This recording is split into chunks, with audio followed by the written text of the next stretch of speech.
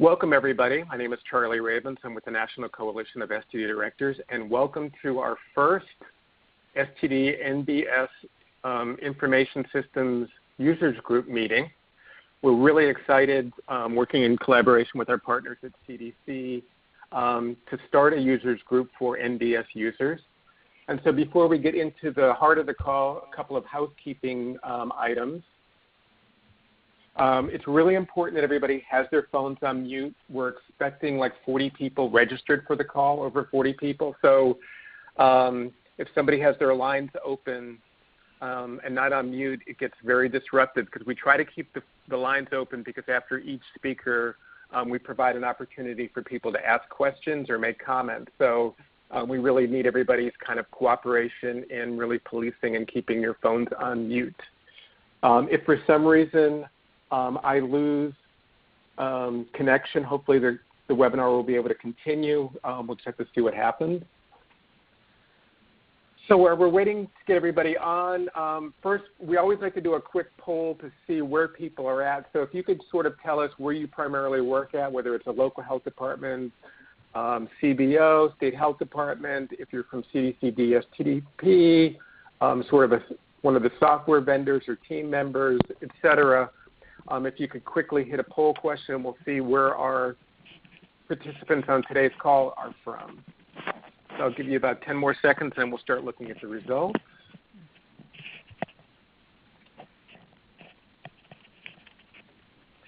So great, it looks like so far about 70% of people are from a state health department and a few people from a local health department. So exactly kind of what we're looking for.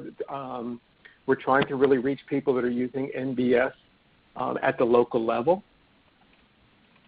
And our next poll question is, just want to get a handle of, has any people on the call been participants of a user group for a past information system? Not necessarily for NBS, but for PRISM or Maven or some local group that you might have been involved in. Just to give us an idea of people's familiarity with how groups work and that user groups work and that kind of stuff. So we'll give everybody about 10 seconds to tell us yes or no. If you're not sure, just put no and see how we're doing on that. You have to get online onto the... Okay, please make sure you have your phone on mute unless you're going to be speaking. Thanks. Okay, so it looks like over half the people have been in users groups. Hopefully you've been able to see the value of users group, especially for peer-to-peer information sharing and stuff like that. So I want to next really sort of talk about, if I can go forward.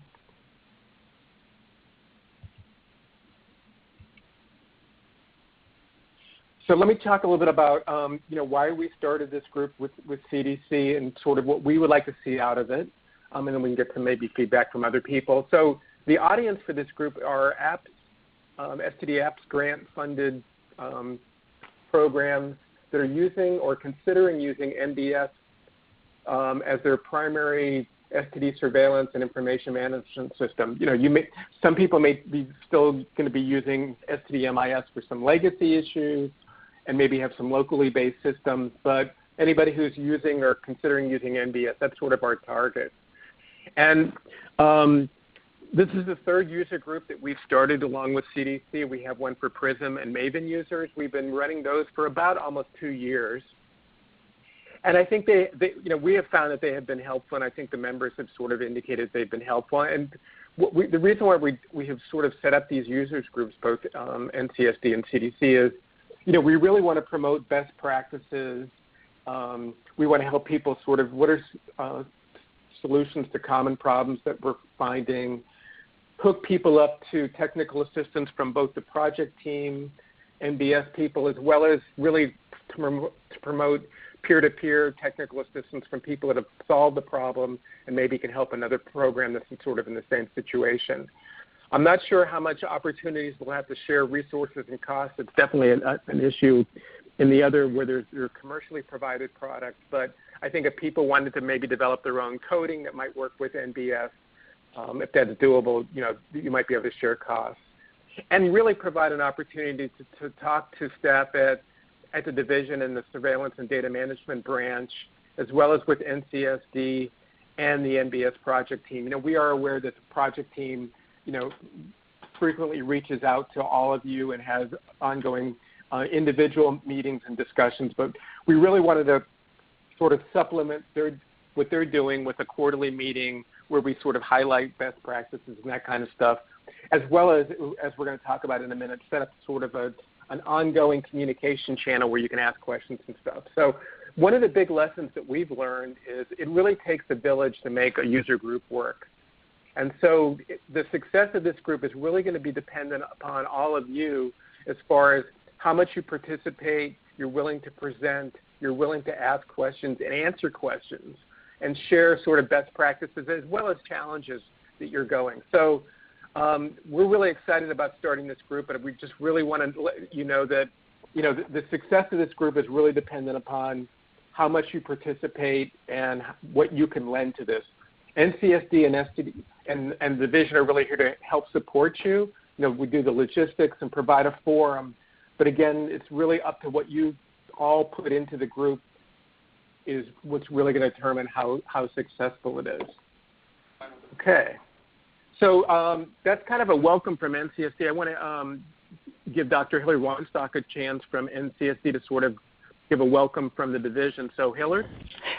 Yeah, hi. Thanks, Charlie. So I, again, just wanted to welcome everybody. I'm really excited that this group has finally formed. I think the Maven and PRISM user groups that Charlie referred to have really been helpful to folks and and helpful to us as well. I think this is a great opportunity for us to learn from each other, to better understand what the NBS STD module can do, what it can't do, ways we can work to perhaps make it better even. I particularly want to, at this point, thank NCSD and particularly Charlie Ravens and Marvin Fleming from our branch at the Division of STD Prevention for developing and facilitating these groups. I really appreciate all the work and effort you guys have done. So with that, let's get going. Thanks, Hillary. And again, we really appreciate the support from CDC in helping get, supporting these groups as well as encouraging these groups, because again, I think what we've really learned is that peer-to-peer technical assistance as well as support from the project team will really help us. So let me give you a quick breakdown of the agenda for today. You've already sort of heard the welcome from myself and Hillard. I'm going to give you a quick update on some tools that we want to use to sort of foster communication within the group. Then Marvin's going to give a quick update from the surveillance and data management branch. We're going to hear from Christy and Jennifer from the project team, and then we're going to hear a presentation from Alabama on sort of how they're converting STD MIS data into NBS. And then hopefully we'll have a little bit of time for questions from the group or general discussion. Again, we are going to foster some questions after each presentation, and then hopefully time for a wrap-up. So we got a pretty full agenda, and let's move on. We're really excited. Right now we have like 45 people on the call, so I think there's a real, I think this demonstrates that, at least initially, there's a real lot of interest among NBS users as well as people that are considering NBS on how this group can help them. So a couple of things. You can always contact, and myself and Marvin are sort of your primary leads as far as the support groups. So feel free to always, email us. Obviously we're going to foster communication among the group by doing webinars like today, user group meetings, and potentially either trainings or at least be able to promote trainings. We don't necessarily conduct our own trainings, but through from the team. So again, I want to kind of remind everybody, if you're not talking, make sure your phone's on mute. And you're probably going to hear that message ad nauseum, but it is important so we can don't have disruption of the call. Again, you can email us or phone us. Or the other thing I want to talk about is one of the things that we have found from the other groups that it's very helpful to sort of have a forum or a place, sort of a virtual meeting place up on the web where team members can post resources, ask questions, share experiences, talk about their accomplishments and challenges. suggest future topics, and that kind of stuff. So for the first two groups, we were using the CDC's NPIN system. And to be honest with you, there's been a number of challenges in using the NPIN system. So I'm not going to go into what those challenges are, but we're going to try with this group to go to a totally different communication system that I'm personally very excited about, because we at NCSD have sort of been using it as our own personal communication system, and it's really helped us to better communicate among ourselves, as well as cut down on email, and we're doing a lot of direct messages. So I'm going to describe that system in a second. So before we go into that, let me do a quick poll and ask you, how many of you are familiar with Slack, which is an application that's up on the web and on phones and tablets that you can use for group communication? So simple yes or no question, just to give us an idea of how many people might have used Slack in the past. And again, please remember to have your phones on mute. I can hear a couple of background noise that I think is distracting. So it looks like almost no one on the call has used Slack. So I'm going to give you a quick tutorial on Slack again. The main thing is once you get into it, and I'm going to tell you how we're going to sign you up for it, it's very easy to learn. But basically, Slack is a communication tool, especially it's really designed for teams, use it either within an organization, or I think there could be a role for having an external, like a team like we're doing for the user group, where you have people from an external group, but really want to kind of communicate about a particular subject, which is for us NBS. So we've created a NBS team up on Slack. It's called STD NBS Users Group. And when you get in, it's really a way that you can communicate, again, direct messaging. You're not going to be getting email messages, but you can get messages up on your screen or get notifications, or you can turn your notifications off and then just go into Slack when you want to sort of see what's happening. I would recommend that you would sort of initially keep it open and see how disruptive it is. It's really unlike the NPIN system where you don't get flooded with emails. You can set your screen where you'll get like notifications that will flash up, but it's up to you whether you want to look at it or not, and you can be running it in the background if you want. So the main thing about the group is within the team, we've set up what we call channels, and channels are really how you can communicate with everybody around particular topics. So the initial channels we've set up are announcements, and that's about upcoming meetings, or maybe the project team's going to have a specific training or wants to let everybody know there are new releases coming out or whatever. They would use the announcements channel. If it's a general issue and you just want to talk to everybody, you can use the general channel. We've created a questions and solutions channel where you can ask questions or respond to questions from your peers. The random channel is something that Slack automatically sets up. We don't really, if it's something totally unrelated, you can send it there. And then we have what we call a resources channel.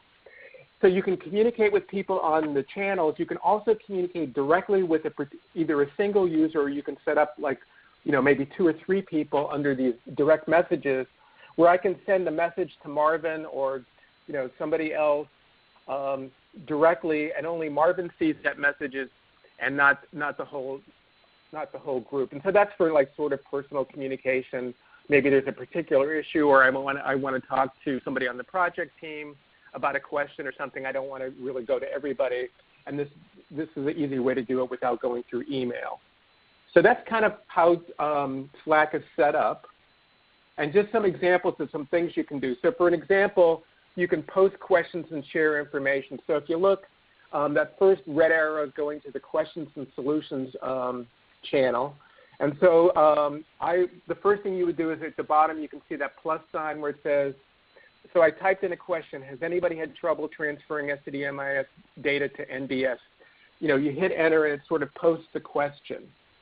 And then the next thing it looks like is within that channel you can see at the bottom where my second red arrow is, it tells you who asked the question, when they asked the question, the date and the time, and then people can actually respond to that individual question. So you can have this chain of responses directly below that question where people, whether they respond immediately or maybe 3 days later or 5 days later, can go. And the other great thing is you can go back and maybe a month later you can look through the channel. Maybe somebody else had that same question, or you join you kind of finally get NBS up and running a couple months later. You can go back and look kind of like what was the whole history of questions and stuff.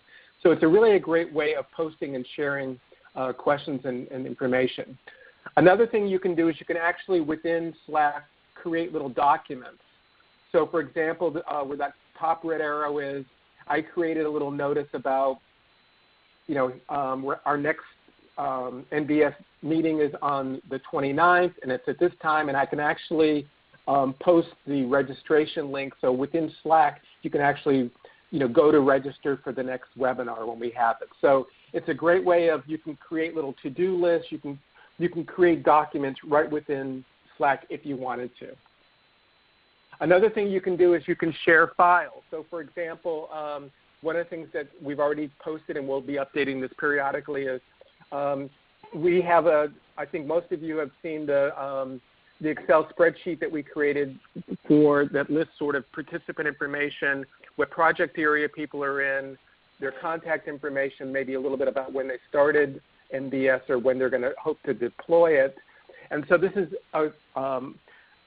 sort of a workbook that we maintain on an ongoing basis as people give information. So as we change that, we'll update it. So you can always use that sort of worksheet if you want to contact another program area that you might know it has already solved the problem, or contact somebody else, or contact Marvin or myself or anybody else on the project team. So, you can upload spreadsheets, Word documents. What's kind of nice about PDFs is you can actually open them up right in Slack and view them, versus other documents. If you open up a Word document, it's going to open up Word, or you have to go to Word to open it up. So you can upload all sorts of documents to share. If somebody created their own data dictionary or instruction guide, it would be a great way to sharing that. And we'd recommend you sort of put those in the resources sharing tool. Another thing we can do is, anybody can do this, you don't have to be an administrator, we can do quick polls. So for example, we just created this quick little poll: how long has your program used STD NBS? So we know that you might have answered that question before, but maybe once you log in and we get you set up, if you could go to that poll and maybe answer, and we can get an idea of, online. So we can, on an ongoing basis, if there are questions that come up or we want to do quick check-in polls with people, you can do a really quick and easy poll. All you have to do is basically in that message box where it says message, with the plus sign, you just do a slash, a backslash type in the word polls, all to connect it, and then leave a space. And then you just generally ask your question and give your responses. And there's instructions on how to do that. So we think it's going to be a great way of doing quick check-ins and doing polls with people. Another fantastic feature is within Slack, you can actually do video calls and screen sharing. So I think this is really going to be great when either you're working with the project developers, or maybe you've got 2 or 3 different project areas working together. You can do a quick video call within Slack, and actually somebody can share their screen, or you all can share your screen. And somebody can be looking at the code, or somebody can be looking at a flow diagram, or having a really kind of an in-depth discussion where it really helps to see somebody's screen. And what's really nice is you can do these ad hoc video calls with up to 8 people. So here's an example of what it might look like with 4 people. But again, we've been using these at NCSD, and really they're great ways of doing really quick on the fly. Instead of just talking to somebody on the phone, you can actually, we think it's a lot better to actually see somebody when you're talking, if you can. So you can do this right within Slack. You don't have to go to Skype or anything else. So I think, as you can see, a lot of great features with Slack, and we're going to try it out. Hopefully it'll really work. If it doesn't, then we'll go to plan B. But we think it's really important that, again, we're only going to have quarterly webinars, but on an ongoing basis, a really robust users group, people can be having ongoing conversations with everybody, or just among a few people. And just, again, I think the more we share and the more we learn from each other, the better we can utilize NBS and really make it successful. So lastly is a little bit about how to join and learn Slack. One of the things that we'll be doing is within the next week, I will send out invitations to everybody. You'll get from the email address that you gave us in that workbook, and we'll also send out the workbook again. People can check their email address, make sure that's what they want to use. Also, if you want to use a different email address other than your work address that you provided us, you can give us another. So please make sure you have your phones on mute, please. Thanks.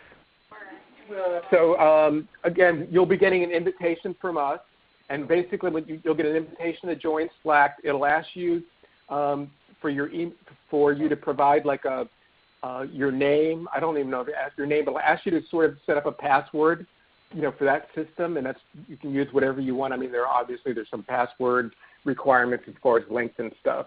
And once you respond yes, then it automatically will take you to that Slack channel, and you'll be listed, and then you can start communicating and stuff and updating materials.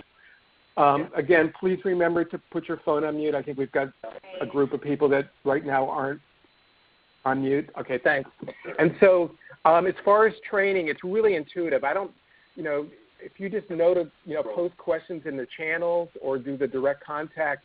The other thing I'd suggest is you can go up on YouTube and just type in Slack YouTube. There's tons of little 5-minute videos on how to use Slack, some really cool tools. There's a number of add-ins that you can use. We may have to limit those because this is a free group, so I think we're limited. But there's a lot of different tools you can add or we can add. And what's really great is not only can you use this with your PC, but you can also use it on your phone or tablet. Not that everybody wants to be working at 10 o'clock at night, but, if you think of something and, instead of waiting till the next day, you can just type in a quick message on your phone, and then it will go to everybody and they can start responding the next day. So I'm not going to really, just to keep us moving, I'm not going to take any questions about Slack at this point, but if you have any questions, feel free to email me afterwards. Again, you'll be getting a direct invitation to join Slack and join this team from us sometime within the next week or so. So without further ado, I'm going to turn it over to my co-facilitator, Marvin Fleming, who's going to give us a quick update from the data management branch, surveillance and data management branch. So Marvin? Hello, everybody, and I'd like to also welcome you to the group. And as Charlie has said, this is your group, so the amount of effort you put into it will make the group more useful for you. I only have a few updates. I'll quickly run through them so we can get on to the presentations. Just a reminder that the closeout for 2016 STD data is April 28th, but if you are having any issues, please contact Alicia Harvey at the email address listed on the screen. The next STD Surveillance Coordinators call is scheduled for Monday, May 1st at 1 o'clock p.m. Eastern Standard Time. I have no updates from the Message Mapping Guidelines team, but hopefully on the next call I'll have something from them. But from the ELC team, the third quarter calls are being scheduled through the end of April, and the special topic for these calls are ELR volume. From January 1st through December 31st, 2016. The denominator will include paper, fax, web portal, and electronic reporting. The numerator includes web portal entry and HL7 messaging. Also, the annual ELC grantee meeting is scheduled to occur here in Atlanta, April 11th through the 13th, and discussions on the increased emphasis on ECR will be occurring. I'd also like to add that there's a memo that went out last week about SDMIS 4.2, and we want to make sure that as many people as possible are aware of this, but as of April 1st of this year, we will no longer be supporting SDMIS 4.2. We do recommend that those areas still using SDMIS 4.2, whether it's as a primary system or a background system, upgrade to the 5.2 version of the system. That's all the updates that I have, but please contact me and let me know the kind of information you would like to hear on these quarterly calls from the division.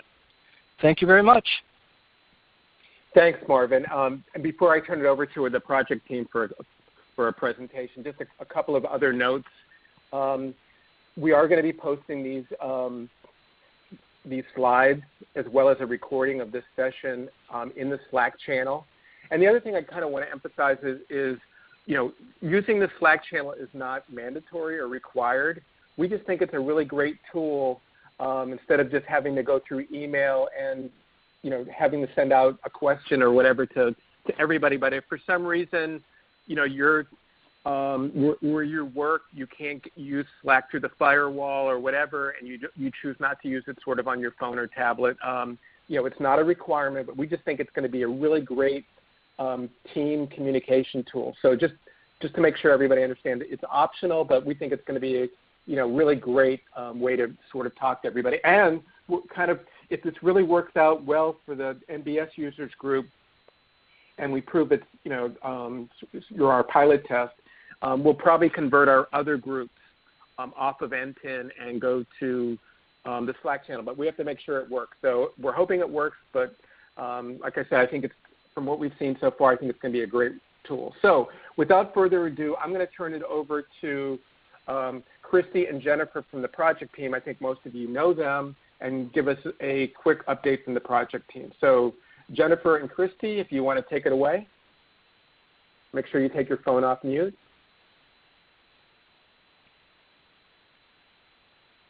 Yeah, thanks, Charlie. And if you want to go ahead and go on to the next slide. And Jennifer, I don't know if you want to take this first part.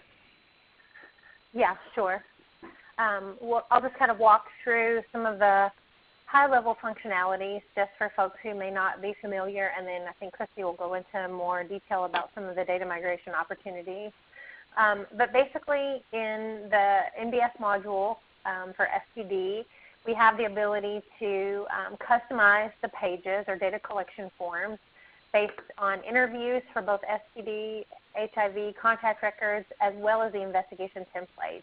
And standard templates were provided through the NBS team that are also able to send the HL7 message whenever CDC is ready to onboard for HL7 messaging. We are making some updates to that based on some updates they've made on their end, but the system will be able to do that functionality. It also offers the ability to print filled forms or blank forms from your investigation to assist you with case activities, and that includes the provider follow-up form, the field record form, and the interview record form. Next slide. Right now, since CDC is not quite ready to receive the HL7 messages for STD, the system can produce the NIST File, NETSS, and that is the methodology that's been used for many years, including from STD-MIS.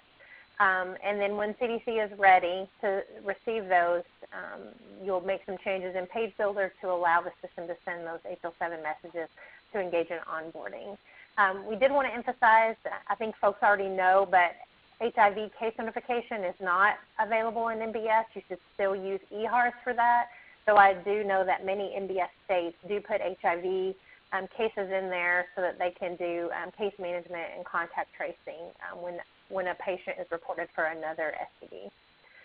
The system also produces the partner services file that is uploaded to CDC's evaluation web for HIV cases.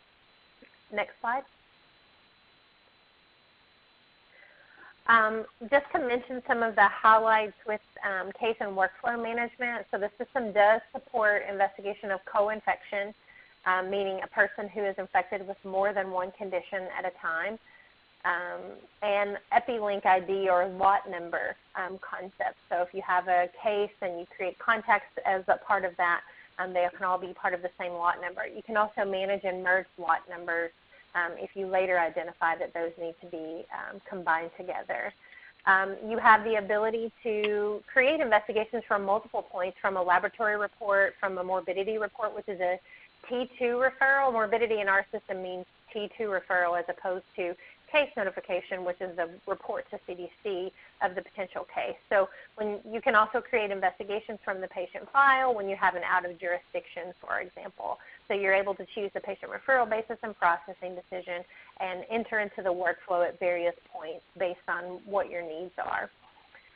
The system also provides the ability to track hangouts and places to have sex.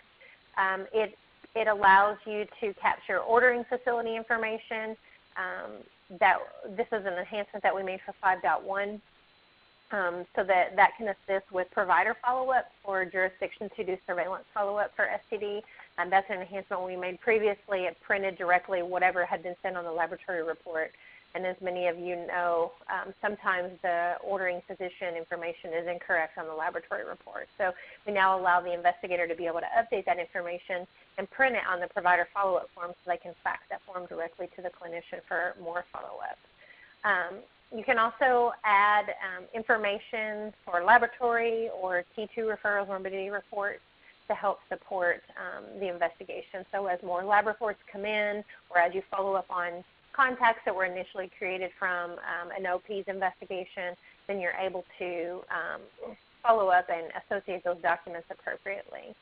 You can also enter treatment information into the system as well and associate that to whichever conditions it applies to. We also have some queues that assist with workflow management. One is a messages queue, and a user will get a message for various things that occur in the system. For example, if a case has been assigned to them, or if their supervisor enters a comment in a particular field on the investigation, it'll send them a message. If a supervisor reviews their case and rejects it, it'll come back there. We have the supervisor review queue for supervisors whenever a case has been submitted for review, either due to a field record closure, a case closure, or an adverse disposition. That will appear in the supervisor's review queue so that they can look at that investigation and either approve it or send it back to the DIS for additional follow-up. Next slide. In NBS, in the STD module as well as all other disease modules in the system, you can manage incoming electronic laboratory reports so that you can manually enter labs or electronically enter labs. And the same with case reports. You can enter a manually submitted case report that you got through fax or the mail. And we're also working on the system to be able to capture electronic case reports from electronic health records and healthcare provider offices as part of the electronic initial case report initiative that's going on right now. You can use some of our functionality called workflow decision support to automatically manage some of those conditions to help you maximize your resources. So for example, for high volume conditions like chlamydia and gonorrhea, if a certain lab test and result is received, you can tell the system to automatically create an investigation and set default values in that investigation as well as notify CDC. And then that prevents a person from having to go in there and manually complete all those steps. And then it provides an audit logging capability so that you can see what the system has done and make any tweaks that's needed. We allow three primary actions that can be taken automatically. One is to just mark a lab report as reviewed. So let's say it's something that doesn't need action, but you want to keep it on the patient file. You can mark it as reviewed. You can also create an investigation and set default values. For example, you can say this is an open investigation and assign it to an investigator. You can also automatically create the investigation and a case notification to CDC, also known in SDMIS as morbidity reporting. With Release 5.1, we also included some of the more commonly used reports in STDMIS. There are 31 reports available in the system, and they include 5 case analysis reports, 15 program activity reports, and 11 quality assurance reports. And then we provide the requirements documents that we use for creating all of those reports, so you know exactly how each of those fields are being calculated. And you can review that. If you have any questions, you can let us know, or if you need to submit an enhancement request, etc. Next slide. With 5.1, we also provided an updated STD HIV Data Mart. There was one prior to 5.1, but we added additional data elements in 5.1. And so those are available for you for analysis. All of the data, including from the investigation, the lab reports, the contact records, the interview records, all of that is available for data analysis tool. And the system allows you to pull information out to be able to analyze it in whatever tool you like, be that EpiInfo or SAS or the tool of your choice. And then we also have a Data Mart design document that provides you information about what fields are in there, any data transformations that were part of that, as well as if it's a coded data element, what the different code sets that are allowed. Next slide. And I'll turn it over to you, Christy, for data migration. Great. Thanks, Jennifer. I'm going to go real fast because I think most folks on the call have already heard all this. Just real quick, as most of you know, also provided is a data migration utility. Thus far, 2 states have gone through the process, Alabama and Idaho, and I know Rhode Island's in the midst of going through the migration process. But to recap, there's a data migration guide, a tool, and then a process to follow, which is laid out here. If you go to the next slide, please. And again, it's a pretty well-defined process, but there's quite a lot of steps to follow. So for anybody who is thinking about doing this migration process, please reach out to the NBS team so that we can help you do this. And as always, you can adopt the NBS STD module without doing data migration. Several states have done that successfully. So this is not something that's required in order to adopt the STD module. If you go to the next slide, please. If you do migrate data, what happens is everything comes over using the PHDC, Public Health Document Container concept, which is kind of a case report concept in the NBS. So basically everything comes over and you're able to view that record from a patient's file. There's kind of a view of it here. And again, I'm not going to go into too much detail because all of this is fully documented. And I think everybody, probably most everyone on the call has heard most of this before. But if you go on to the next slide, please. As Jennifer mentioned before, what's coming up in 5.2, there's a few things planned, including updates for STD to accommodate the upcoming implementation of STD and NBPS, this receiving system on the CDC side for STD and other HL7 case messages. As well, or ND messages, I should say, as well as there's planned implementation of congenital syphilis. So I think that's it for this slide. If you go on to the next slide, please. And then finally, a quick update on where folks are with STD module implementation.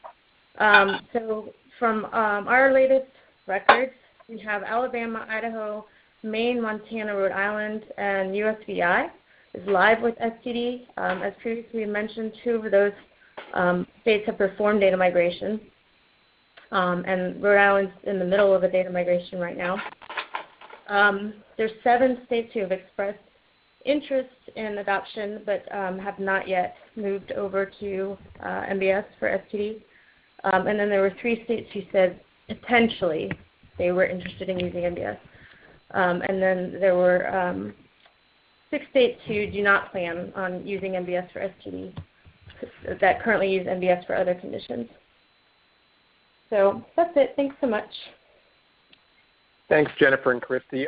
We probably have time for a couple of questions. So people can either unmute their phones or you can actually send a message in the chat box that's on the left-hand side of your screen, and I can ask that question. So any questions for Jennifer or Christy? Hey, Charlie, I have a question. This is Chan calling from Kentucky. Okay. Go ahead.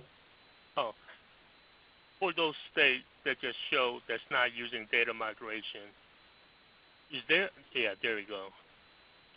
Is there any benefits to not doing a data migration? Besides just time saved and probably money?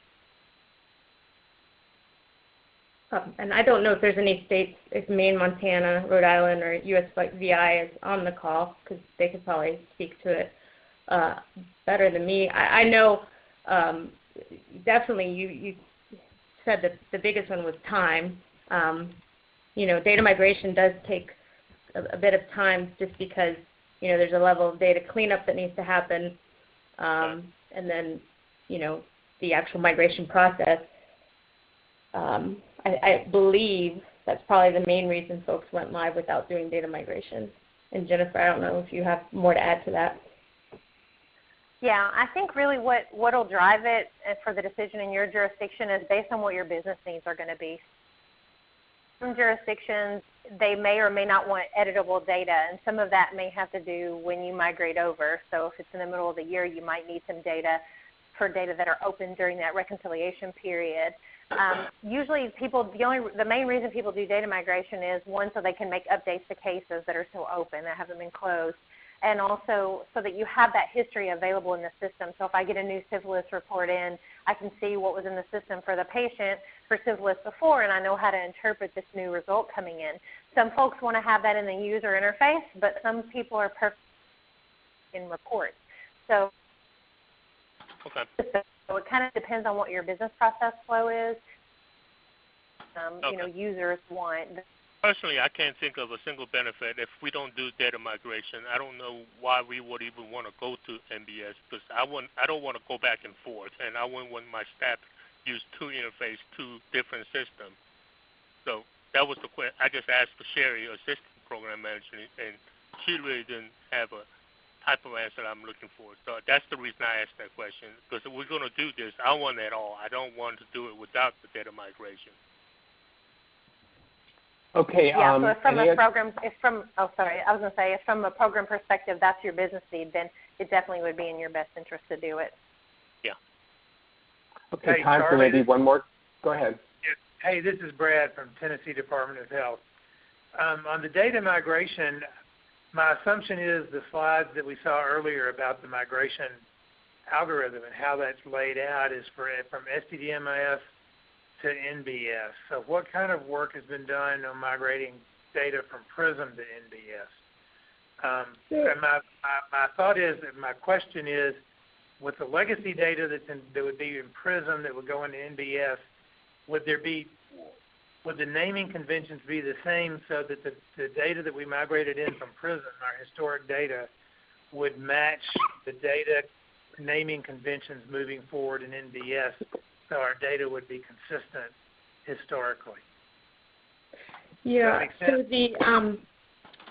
So the process for migration is actually not system dependent, i.e., STMS or PRISM. What is currently, I guess, more useful for the STD-MIS states is that there's been a bunch of mapping, like pre-mapping, I guess, done for STD-MIS states that doesn't exist for PRISM. So that's the part, I guess, that, whichever PRISM state, I guess, opts to go first, there's that mapping that needs to happen of question data. Okay. So then that's where our labor intensiveness, our resources would be needed in mapping our existing PRISM naming conventions into NBS, so they know where to go. Right? Mm-hmm. Yes. Okay. Thank you. Right. So, like for STD-MIS states, a lot of pretty much all of the questions have been mapped, and some of the answers have been mapped for them. But for PRISM, we have a lot of the data structure that was shared with us, but it was our understanding that for PRISM there was quite a lot more configurability or things that may be different state to state. So a lot of that mapping hasn't been done. But once that mapping is done, the actual process to move the data would be the same. So the answer to your second question is, once that gets over to NBS, it's all the same, no matter if you were an STD-MIS state or a PRISM state. Okay, well, I'm going to cut off questions. After our next presentation, hopefully we'll keep the lines open for more questions. And before I go to the next presentation, a couple of quick things. New Mexico would like to be added to the could use column. And somebody made a comment that they would think it would make sense to migrate syphilis and HIV. The expense and work of doing data migration is a barrier to changing. So these questions about data migration really go great with our next presentation from Alabama, who is going to talk about preparing for STD-MIF to NEDS conversion. So without further ado, I'll turn it over to Anthony, Brenda, and Thomas. Good afternoon, everyone. Can everyone hear me? We can hear you fine. Thanks, Anthony. All right. Great, great. Next slide. All right, these are basically the topics which we're going to hit briefly right quick. Next slide.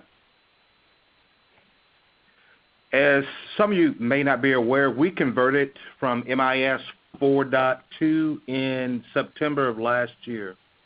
These are some of our major processes for doing our data conversion for those who are in the process of thinking about transitioning either from MIS or from PRISM over.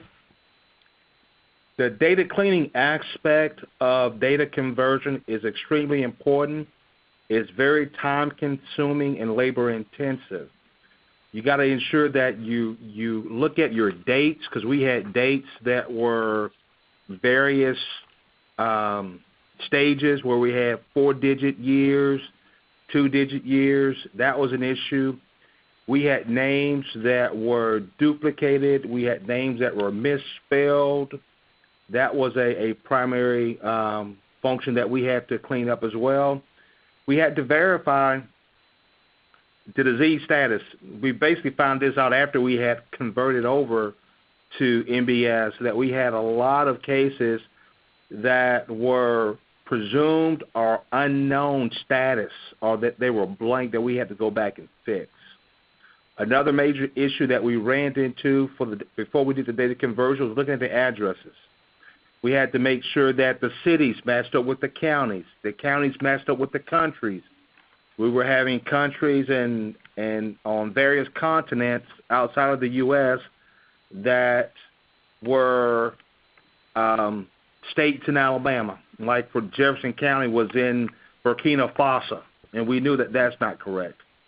We had zip codes that were not correct, so it was labor intensive to find the zip codes, correct those, or either transition those zip codes to 9999. And then the other labor-intensive part for us was the NMI mapping guidelines. And I'll let Brenda talk about the NMI mapping right quick. Well, luckily, since we're NBS state, most of that was done by CSRA. But what we did when we started this process, once they gave us the templates for the STD and HIV pages within NBS, we took them and made some Alabama changes to it, some things that Anthony wanted that wasn't on there, or some things that we didn't want to capture. We removed them or hid them on the page. And so then we went through and we took the message mapping guide and we made sure that everything that was required was still on there and that everything we needed was on the pages. And so we just basically went through and keyed in data in our test system and then made sure that everything looked good and that we had everything we needed and that the flow was good, and that and then Anthony got a lot of users in there, and he'll talk about that in a minute in his testing.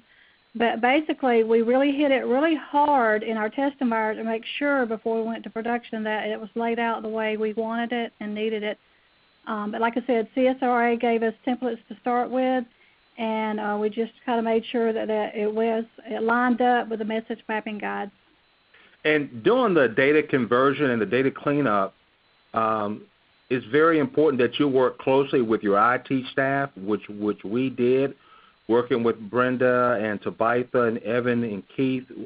We have a very small IT program. And then also working with Christy and her group at SCRA, as well as Marvin and the group over at CDC. So that kind of helped us move things along at a rapid pace, and we started this about 3 months, 4 months prior to doing the actual conversion. But on a side note with that, we started 3 to 4 months, but Brenda, did not have 100% of time to devote on it, so don't really know how much time exactly went into it because we had other issues and projects and things going on at the same time. Yeah. which brings us to our next slide, which talks about our constraints and our limitations. Time was a constraint for us. We are a small program within the STD division. We basically have one epidemiologist on staff and director, which is myself, and our database manager, Thomas, trying to work all this in collaboration with Brenda and the IT staff. And as Brenda mentioned, she wasn't 100% dedicated to this project, so we would get her when she had time that was available. So if you're thinking about converting now and doing data migration, I would begin now to talk to your IT staff to see exactly what type of support IT can provide you. One of the other constraints that we had was our servers. We had to upgrade our servers, and we're still in the process of trying to upgrade again because we migrated over 1 million records. This is just 2 years worth of data. We migrated over 2 years worth of data, which is about 1 million records to NBS. We invested significant amount of time doing beta testing with our staff out in the field, making sure that a lot of the issues that we had, that we identified that needed to be corrected, dealing with dates of birth, race, ethnicity, county of residence, and addresses were actually fixed and corrected in the system before we migrated over into production. And of course, we have competing priorities, dealing with what Brenda has to support, I think 4 or 5 other programs, as well as the STD division having to make sure that we accomplish all of our goals and objectives as outlined through our STD apps application. Next slide.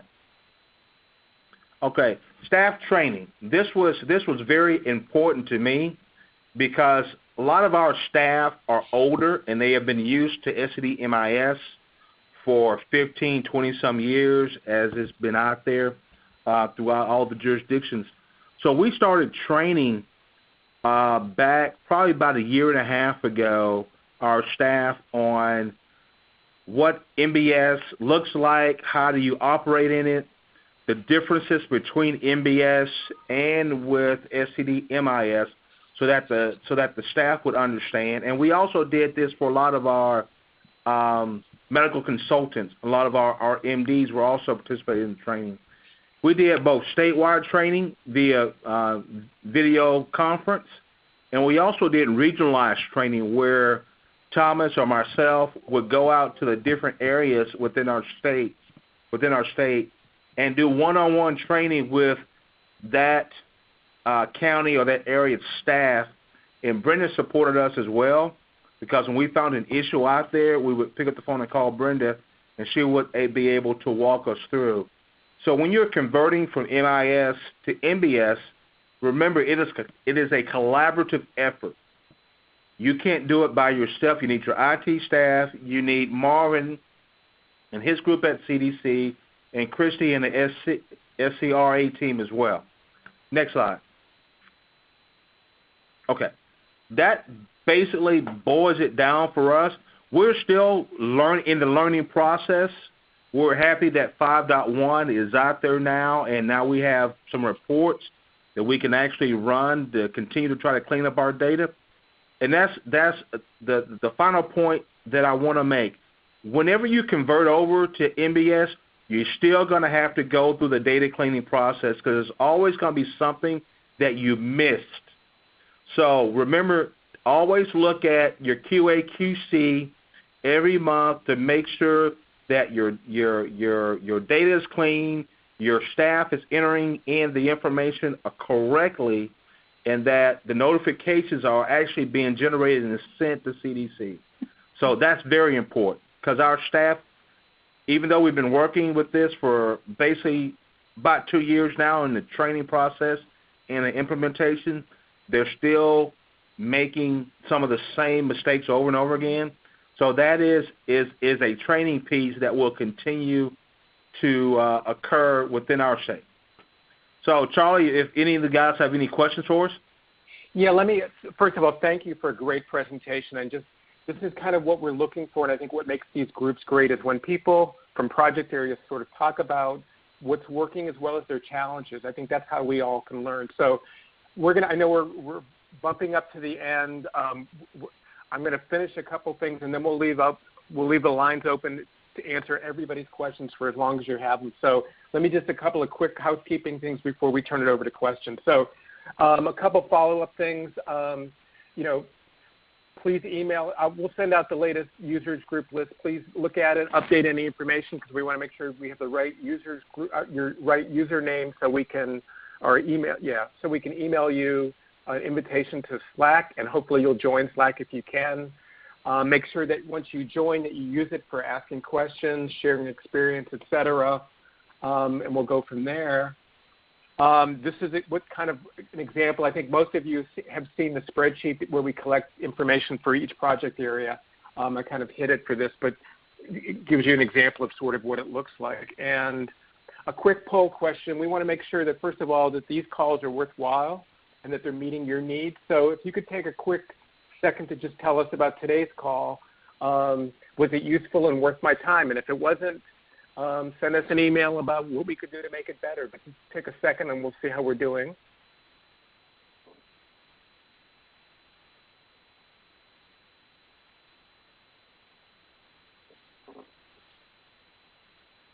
So it looks like almost everybody said the call was either they agree or strongly agree that the call was useful and worth the time. So we're hopeful for that. And for those that, again, who didn't feel like it was totally worth their time or whatever, send us some suggestions on what you think would be a better use of time. So with that, let me open it up for questions for either the Alabama folks, the project team, or if anybody had questions on Slack. Now is your time to be able to ask questions. So go ahead if anybody has any questions. Unmute your phone.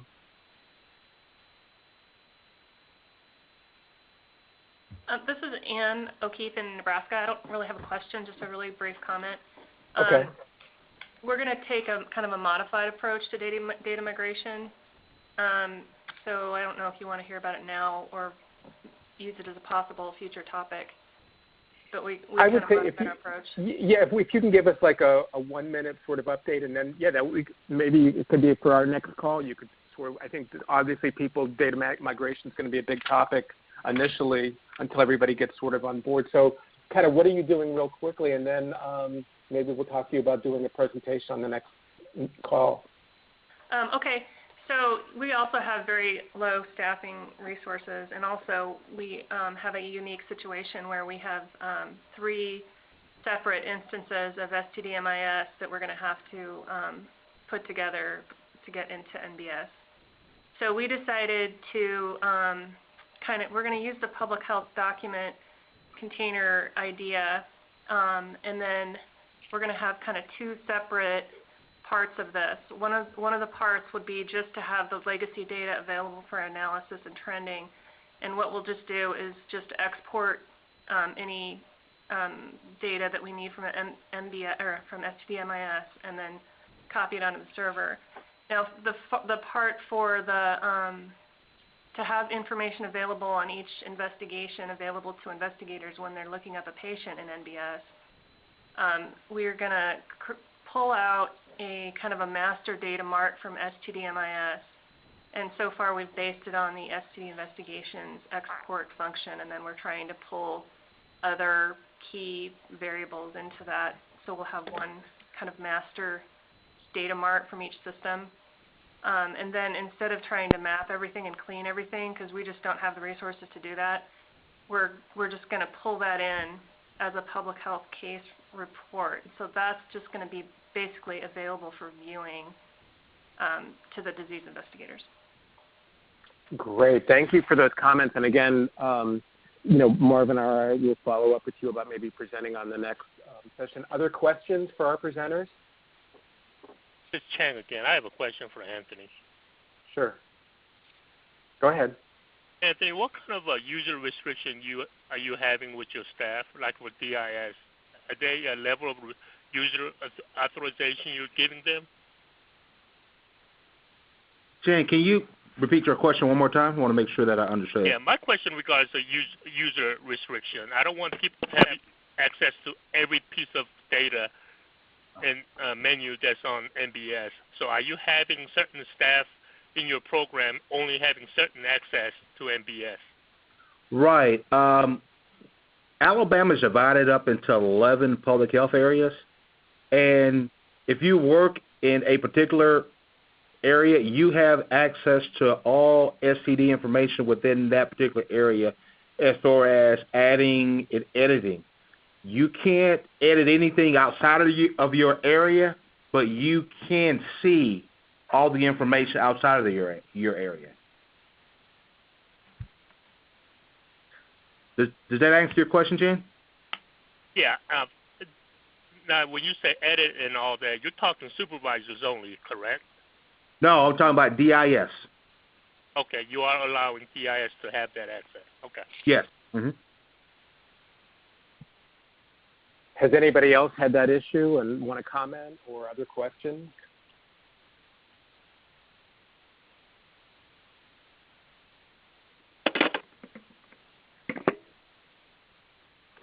Okay, well, hearing no other questions, first of all, we want to thank everybody for getting on the call. We had a really good turnout. I think we had over 40 participants on the call. I think we're very pleased with people's willingness to participate in the user group. Again, we'll do everything we can on our end to make these groups successful.